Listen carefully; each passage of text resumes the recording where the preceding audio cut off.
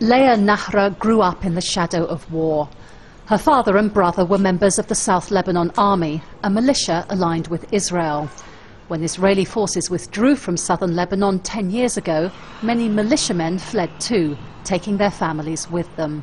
There were threats that we would be killed as we lay asleep in our beds. We were scared. Parents were afraid for their children, so we left. Now, after a long exile in Israel, Leah is back. And she's building a new life for herself in Lebanon. She married a local school teacher and they're expecting their first baby, a grandchild for the parents she left behind in Israel. From Leah's rooftop you can see her village stretching out below, and beyond it the border and Israel.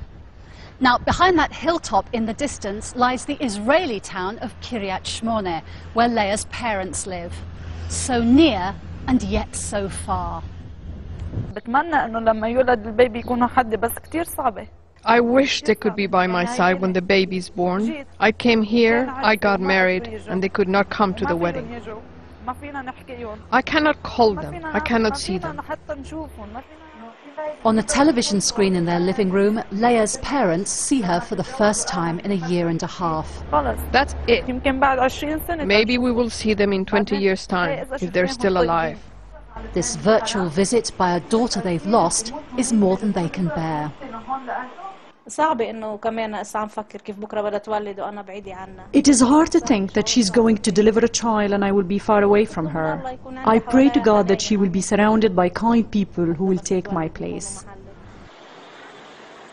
The family traded their village in southern Lebanon for this housing project in northern Israel. For Leah, a young woman, it was relatively easy to go back.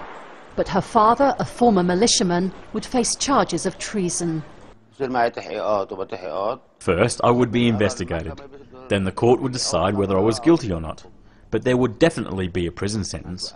No one is released without one. And so Leah Nahra has chosen a future in Lebanon. But part of her will always remain in Israel, with the family she left behind. Jackie Rowland, Al Jazeera, on the Israel-Lebanon border.